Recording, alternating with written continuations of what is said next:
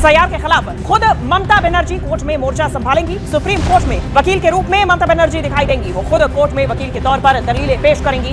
आज अपने आप में ऐतिहासिक मौका होगा जब कोई चुनी हुई मुख्यमंत्री खुद सुप्रीम कोर्ट में अपने मामले में पैरवी करती हुई सुनाई देंगी।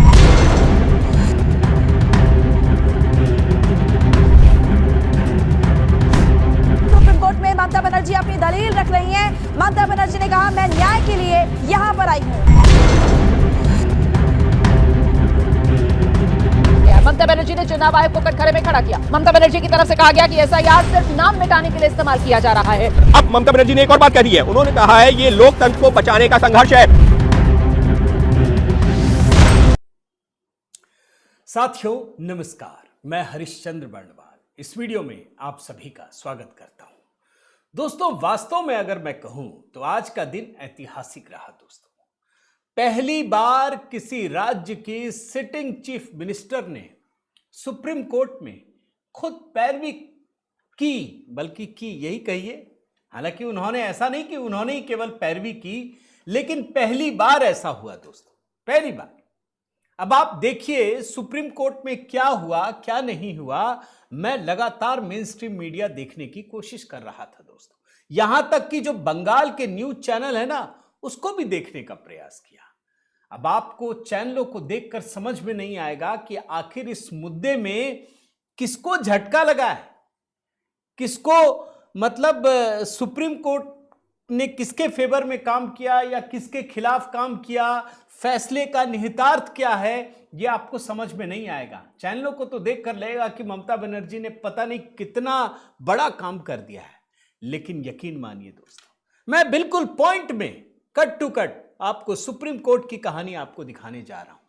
मैं साफ साफ आपको अभी दिखाऊंगा कि कैसे सुप्रीम कोर्ट में ममता बनर्जी को 7 झटके लगे हैं।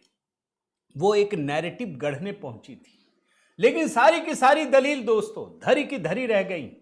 अब मैं जब ये नंबर देता हूं ना, तो कुछ लोग कहते हैं कि आप ये बताते हैं वो सही है क्या। अब आप खुद तय कीजिए दोस्तों कि मैं वैसे ही चीजें आपके सामने रखूं या कट टू कट पॉइंट बताऊं आपको। और खास करके जुडिशियरी का मामला है, कैसे वहां पर ममता बनर्जी का दांव उल्टा पड़ गया, आज यही कहानी आपके सामने रखने जा रहा हूं दोस्तों। मेरा निवेदन है जरूर कमेंट कीजिएगा, और पश्चिम बंगाल की कहानी हो दोस्तों तो जरूर शेयर और लाइक कीजिएगा, वरना बहुत बड़ी टीम बैठी है जो इस वीडियो को कुचल दें या इसको आगे न बढ़ने दिया जाए। आइए एक एक करके शुरू करते हैं दोस्तों। सबसे पहले मैं आपको एक बारीक जानकारी देता हूं, फिर 5 विंडो आपको दिखाता हूं। यह मामला क्या है, यह स्पेशल इंटेंसिव रिवीजन के खिलाफ मामला है। कहां पर? सुप्रीम कोर्ट में। कौन से जज थे वहां पर? 3 जजों की खंडपीठ। पहला chief justice of India Suryakant, justice सूर्य माल्या बागची और जस्टिस विपुल एम पंचोली की बेंच है। पिटिशनर कौन है? खुद ममता बनर्जी, मुस्तारी बानू, सांसद Derek O'Brien, Dola Sen. Lawyers कौन है? या तो ममता या राज्य सरकार की तरफ से, नाम सुनिए। कपिल सिब्बल, गोपाल शंकर नारायणन और श्याम दीवान। और चुनाव आयोग की तरफ से जो वकील हैं, वरिष्ठ वकील राकेश द्विवेदी और वकील DS नायडू। 5 विंडो दिखाता हूं दोस्तों, ध्यान से देखिए। ममता बनर्जी चाहती क्या है? भाई पिछले 2-3 दिन से आप ड्रामा देख रहे हैं ना, पश्चिम बंगाल से फोर्स मंगाई गई है। अब जानते हैं ना, इस 5 विंडो को समझ देखिए, आपको पूरा खेल समझ में आ जाएगा। पहला विंडो, सुप्रीम कोर्ट में सबसे पीछे की कुर्सी पर बैठी हैं ममता बनर्जी, लेकिन बाद में यह नहीं दिखाया कि आगे भी बैठी थी, किसी ने नहीं। फिर दूसरा, पहले विनती, फिर टोका, फिर तीखे तेवर। ममता के अंदाज कैसे बदल रहे, एक एक चीज पर नजर थी। तीसरा विंडो, बंद दरवाजों के पीछे रो रहा है न्याय। ये बंगाल में काम आएगा बोलने के लिए। और चौथा विंडो आप देखिए, जो इनकी सांसद हैं सागरिका घोष, पूरा माहौल बनाने लगी। और जिस समय ये वीडियो बना रहा था ना दोस्तों, मेरी नजर ट्विटर पर भी पड़ गई, ट्रेंड कर रहा था दीदी एट सुप्रीम कोर्ट। अब आप खुद सोचिए इनका असली मकसद क्या है। बस इन्हीं चीजों से समझ में आ जाता है दोस्तों। अब मैं आपको एक एक करके वो झटके बताऊंगा। वो फोटो पहले आपको दिखा देता हूं। ममता बनर्जी फ्रंट रो में बैठी हुई है। जब शुरुआत हुई थी ना तो पीछे बैठी हुई थी, लेकिन जब दलील देना पड़ा तो आगे आकर बैठी। वो तो नहीं बताया। अब मैं आपको बहुत ही बिल्कुल दिखाते हुए दोस्तों एक एक करके 7 झटके बताता हूं, कैसे 7 झटके लगे हैं। और जो लोग समझ रहे हैं ना कि ममता बनर्जी सुप्रीम कोर्ट में पता नहीं क्या कर दिया, आपको अभी तुरंत समझ में आ जाएगा कि ममता बनर्जी का जो सारा दांव है ना वो कैसे उल्टा पड़ गया है, अपनी ही जाल में फंस गई। पहला दोस्तों, पहला झटका, सुप्रीम कोर्ट ने नोटिस वापस लेने से इनकार कर दिया। पहला झटका एकदम पॉइंट, कट टू कट। क्या मामला है? राज्य में चुनाव आयोग ने 1,16,00,000 से अधिक मतदाताओं को लॉजिकल डिस्क्रिपेंसी के आधार पर नोटिस भेजा है कि उसमें कुछ ना कुछ गड़बड़ है। अब देखिए, इस मुद्दे पर जो बात होती है, ममता बनर्जी ने साफ साफ कहा कोर्ट से कि आप निर्देश दीजिए कि ये जो नोटिस भेजा गया है उसको वापस मंगाया जाए। अब सीजेआई क्या कहते हैं? हमें बताया गया था कि केवल सूची ही संपर्क का एकमात्र माध्यम नहीं है, बल्कि लोगों को व्यक्तिगत नोटिस भी दिए गए हैं। अब चुनाव आयोग के वकील क्या कहते हैं? मैं हिंदी में पढ़ रहा हूं दोस्तों, अंग्रेजी में दिखा रहा हूं। सभी नोटिसों में कारण बताए गए हैं। उन्हें अपने साथ अधिकृत ऑथोराइज्ड एजेंट्स ले जाने की भी अनुमति दी गई है। जैसे किसी को नोटिस दिया गया कि आपने जो फॉर्म भरा है उसमें यह गड़बड़ी है, आप आके ठीक कराइए, तो उनको अपने एजेंट्स भी ले जाने की अनुमति है कि आप अपने एजेंट्स को भी ला सकते हैं। अब ममता के वकील श्याम दीवान क्या कहते हैं? हम चुनाव आयोग को निर्देश देने की मांग करते हैं कि वे उन सभी नोटिसों को वापस लें जो केवल नाम के मिलान न होने से संबंधित है, यानी नेम मिसमैच होने से संबंधित है। सीजेआई क्या कहते हैं सुनिए। क्या आप उदाहरण के लिए मामलों का जिक्र कर रहे हैं कि एक व्यक्ति दत्ता लिखता है, अलग अलग लोग अलग अलग वर्तनी का उपयोग कर सकते हैं। अब जो ममता के वकील हैं दीवान क्या कहते हैं? हमने दत्ता, गांगुली, रॉय के संबंध में वास्तविक उदाहरण दिए हैं। चीफ जस्टिस ऑफ इंडिया पता है क्या कहते हैं? वो कहते हैं कि withdrawing notices something impractical, notice वापस लेना अव्यवहारिक है। यानी एक जो मांग की गई थी कि सारे नोटिस वापस ले लिया जाए, मना कर दिया। यह नहीं हो सकता, यह अव्यवहारिक है। भाई इतने लोगों को दिया गया, आप सोचिए ना, 1 करोड़ से भी अधिक, यह संभव नहीं है, यह अव्यवहारिक है। यानी पहला झटका। आप सिर्फ देखते जाइए, आपको समझ में आएगा दोस्तों कि क्या क्या कहा गया है। दूसरा झटका आधार कार्ड को लेकर। अब जानते हैं ना, बार बार ममता बनर्जी, उनके वकील सुप्रीम कोर्ट में कहते हैं कि चुनाव आयोग आधार कार्ड को भी एक दस्तावेज के रूप में स्वीकार नहीं कर रहा है। यह बार बार आरोप लगाया जा रहा है। अब इसमें क्या कहा सुप्रीम कोर्ट के चीफ जस्टिस ऑफ इंडिया ने, आपको मजा आ जाएगा दोस्तों, इस आधार कार्ड में कैसे झटका लगा। ममता के वकील श्याम दीवान क्या कहते हैं? अंग्रेजी में देखिए, मैं हिंदी में करके पढ़ता हूं दोस्तों। परिवार रजिस्टर, आधार कार्ड, ओबीसी प्रमाण पत्र आदि, इनमें से किसी को भी प्रमाण पत्र के रूप में स्वीकार नहीं किया जा रहा है। यहां तक कि अदालती आदेश के बावजूद भी हम चुनाव आयोग को यह निर्देश देने की मांग करते हैं कि वे उन प्रत्येक मतदाता के लिए कारण अपलोड करें जिन्हें लॉजिकल डिस्क्रिपेंसी श्रेणी में चिन्हित किया गया है। ये सारी बातें होती हैं। जस्टिस बागची कहते हैं नोटिस दिया जाता है, दीवान कहते हैं इसमें एक अंतराल होता है, कुछ संक्षिप्त कारण बताए जाने चाहिए। चीफ जस्टिस कहते हैं भाई ये तो पता होना चाहिए, इसमें तो कोई बड़ी बात नहीं है, भाई किसी को क्यों बुलाया जा रहा है ये कारण पता होना चाहिए। लेकिन साथ के साथ चीफ जस्टिस ऑफ इंडिया ये कहते हैं दोस्तों कि Aadhaar card has its own limitations, Aadhaar card की अपनी सीमाएं हैं, इसका क्या उपयोग होगा ये हमें अभी तय करना है। आपने लॉजिकल डिटैचमेंट की मुद्दे की ओर इशारा किया है, अधिकारियों की एक टीम दी जा सकती है, उसका सत्यापन किया जा सकता है, एक दिन का हम समय देंगे। मैं सिर्फ उस लाइन की ओर आपका ध्यान आकृष्ट कर रहा हूं दोस्तों। आधार कार्ड की अपनी सीमाएं हैं। Aadhaar card has its own limitations. यह भी एक झटका है। अब तीसरे बिंदु पर आइए।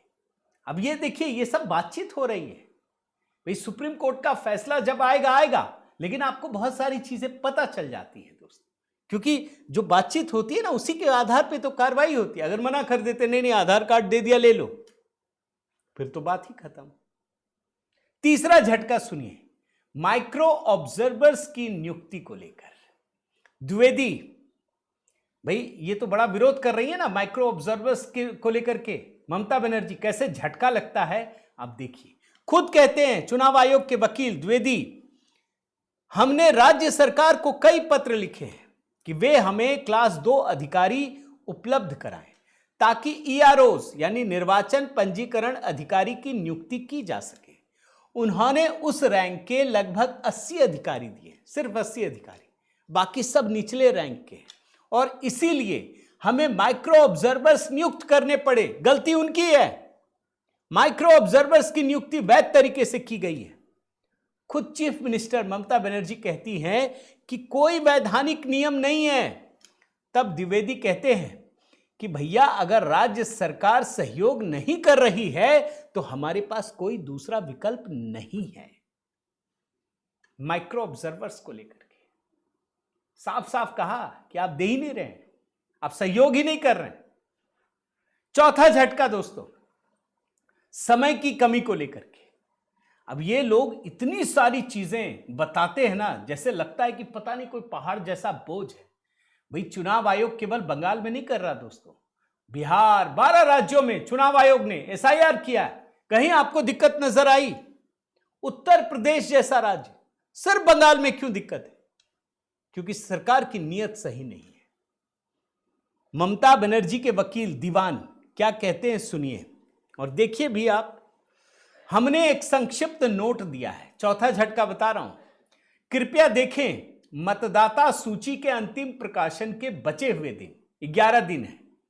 आंकड़े दे रहे हैं कि कितना प्रकाशन से पहले 11 दिन बचा है। सुनवाई पूरी करने के लिए कितना दिन बचा है? 4 दिन। ऐसे मतदाता जिन्हें अनमैप्ड के रूप में चिन्हित किया गया है 32 लाख। ड्राफ्ट रोल के बाद कितने दावे? 1,36,00,000 यानी 20%। और 16 दिसंबर से अब तक जो सुनवाई हुई है वो कितना? 88 लाख यानी 1,80,000 प्रतिदिन की दर से लंबित सुनवाइयों की संख्या लगभग 63 लाख। अगर इस दर से काम किया जाए तो 15.5 लाख प्रतिदिन की गति की आवश्यकता है। और माइक्रो ऑब्जर्वर्स कितने? 8300।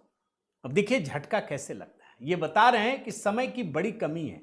अब द्विवेदी जी क्या कहते हैं ये देखिए, जो चुनाव आयोग के वकील हैं। समय की कोई समस्या नहीं है, हम समय सीमा बढ़ाते रहे हैं।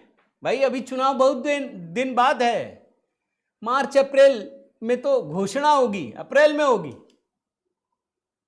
अब आप खुद सोचिए, तो आप किसको बता रहे हैं? अब 30 लाख लोग आ ही नहीं रहे हैं तो उसको भी गिन लीजिएगा, वो तो आएंगे ही नहीं, क्योंकि पता है गड़बड़ी है। और इसी से जुड़ा हुआ 5वां झटका भी है दोस्तों। अब सुनिए, इसी ग्राफिक्स में देखिए चीफ मिनिस्टर क्या कहती हैं। माय लॉर्ड्स, क्या मैं आपको बता सकती हूं सर, मेरे विरोधी वकील ने जो कहा वो सही नहीं है। चीफ जस्टिस कहते हैं, मैडम ममता, हमें मिस्टर दीवान की क्षमता पर कोई संदेह नहीं है, आपकी बात हमने समझ ली है। सीएम कहती हैं, ये जिले पर निर्भर करता है, एसडीएम जिले पर निर्भर करता है। हमारे पास जो भी संख्या बल था हमने उपलब्ध कराया। वे जो कह रहे हैं उस पर मुझे विश्वास नहीं है। और इसके बाद चीफ जस्टिस ऑफ इंडिया एक बात कहते हैं दोस्तों, ये बल्कि आदेश है, हम एक व्यावहारिक समाधान निकाल सकते हैं। सोमवार को जब सुनवाई होगी दोस्तों, हमें ग्रुप बी अधिकारियों की सूची दें जिन्हें आप ड्यूटी से मुक्त कर उन्हें उपलब्ध करा सकती हैं, और यह नोटिस जारी कर दिया जाता है।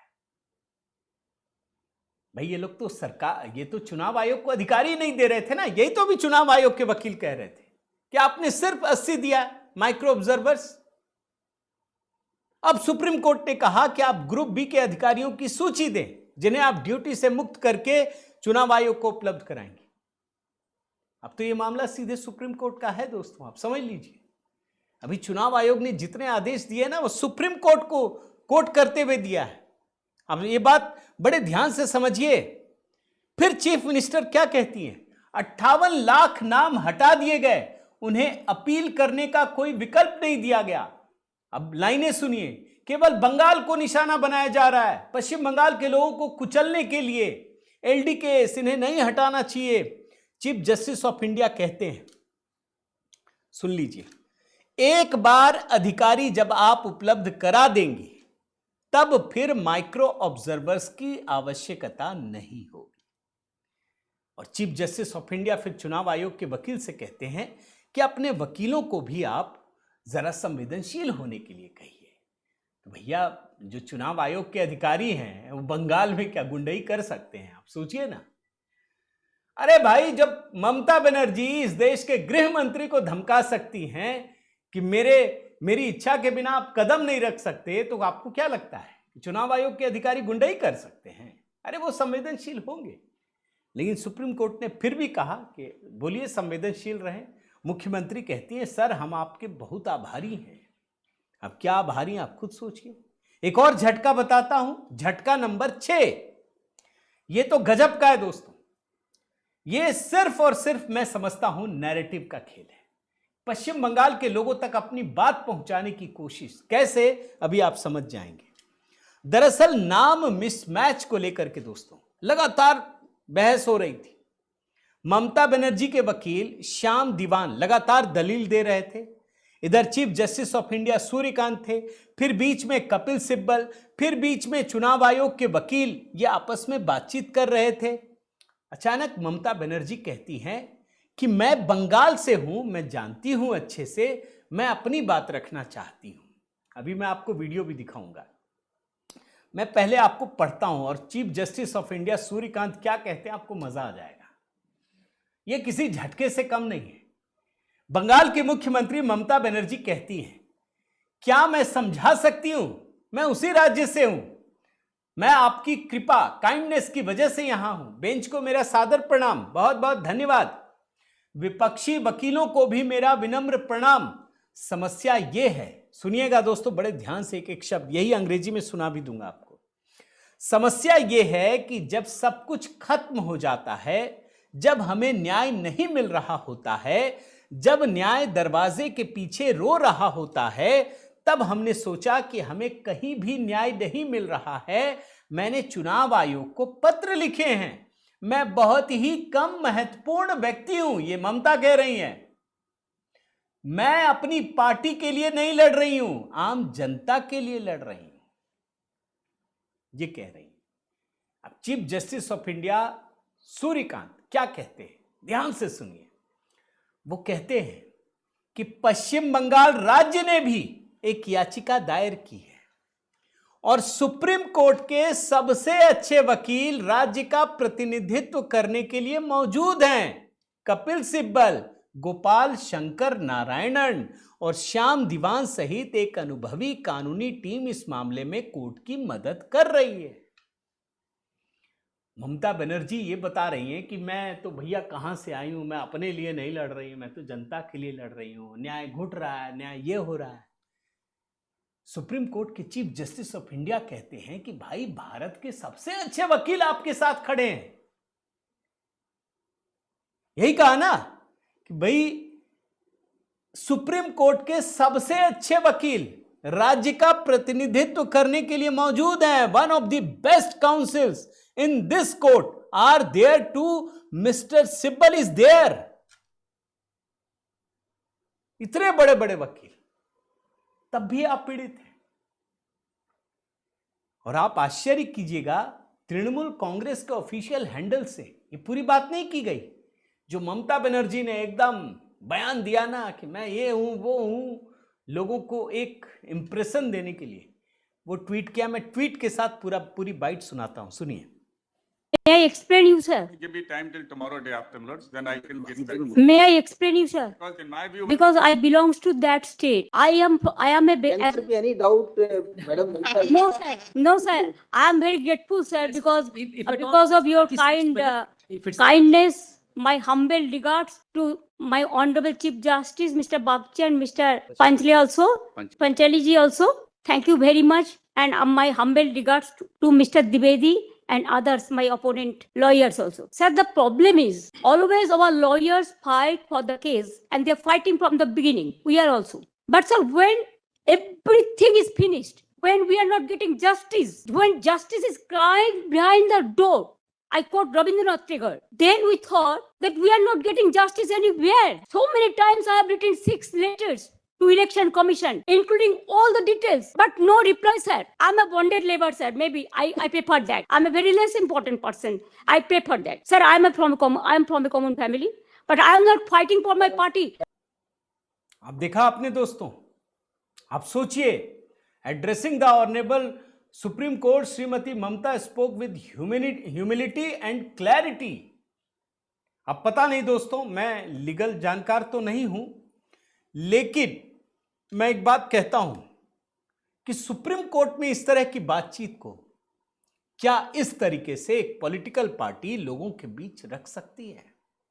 और अभी तो मैंने आपको सागरिका का भी दिखाया ट्वीट। मुझे लगता है भारतीय जनता पार्टी के लीगल टीम को इसको जरूर देखना चाहिए कि ये सही तरीके से इस्तेमाल हो रहा है या नहीं हो रहा है। पॉलिटिकल इस्तेमाल तो नहीं हो रहा है। ये बड़ी घटना है दोस्तों। एक 7वां झटका मैंने हालांकि दिखा दिया, मैं फिर भी बता देता हूं कि जो माइक्रो ऑब्जर्वर्स हैं दोस्तों, उसको वैलिडिटी दी गई है। ममता कहती हैं कि 58 लाख नाम डिलीट किए गए हैं, उनके पास अपील का विकल्प नहीं था, बंगाल को कुचला जा रहा है, ये हो रहा है, वो हो रहा है। Chief justice of India Suryakant क्या कहते हैं कि कोई बात नहीं, आप जब दे दीजिएगा अधिकारी, हम देखेंगे, जो सोमवार को देना है उसके बाद तय करेंगे।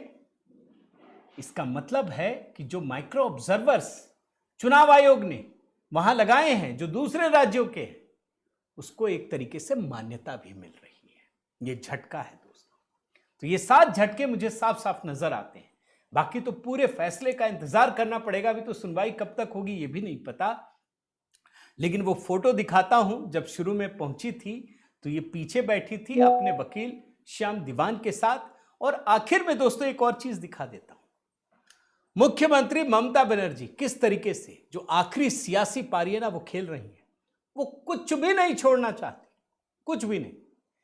वरना भैया बिहार में यही आरोप लगाया था ना, कितने पैसे बांट दिए। अरे बांट दीजिए ना, आपको कौन मना कर रहा है, बांट दीजिए भाई। अब तो बजट पेश कीजिए, खड़ाक से बांट दीजिए, जीत जाएंगे। अगर आपको लगता है ऐसे ही जीतना है तो नहीं जीत पाएंगे। अब ये सुप्रीम कोर्ट पहुंच गए, बंगाल पुलिस को दिल्ली लेकर आ गए, चुनाव आयोग को गालियां दे रही हैं और बैठ करके खाली समय में दर्द भरे कविताएं लिख रही हैं। अब जानते हैं 3 दिन में इन्होंने स्पेशल इंटेंसिव रिवीजन को लेकर 26 कविताएं लिख दी हैं। दर्द भरे नगमे चल रहे हैं एकदम से। और देख रहे हैं ना पोएट्री वाला अंदाज, 3 दिन में सर पर लिख डाली 26 कविताएं। अब आने वाले समय में कविता ही बैठकर लिखना है, मुझे तो यही लगता है। आपकी क्या राय है दोस्तों, जरूर बताइएगा। ये लोकतंत्र को बचाने की लड़ाई है। ये कहते जरूर हैं कि हम लोकतंत्र के लिए लड़ रहे हैं, लेकिन ये लोकतंत्र को नुकसान पहुंचा रहे हैं। और सुप्रीम कोर्ट में जो कुछ हुआ दोस्तों, आपकी क्या राय है जरूर बताइएगा। आपसे निवेदन है, कमेंट जरूर कीजिएगा दोस्तों। ये वीडियो आगे बढ़ता है, आप सहयोग करते हैं, लाइक कीजिएगा, शेयर कीजिएगा। अगर मेरे चैनल को आपने सब्सक्राइब नहीं किया है तो ज़रूर कीजिए। जो नया गीत है दोस्तों HB मेलोडी का, वो हमने कमेंट में पिंड कर दिया है।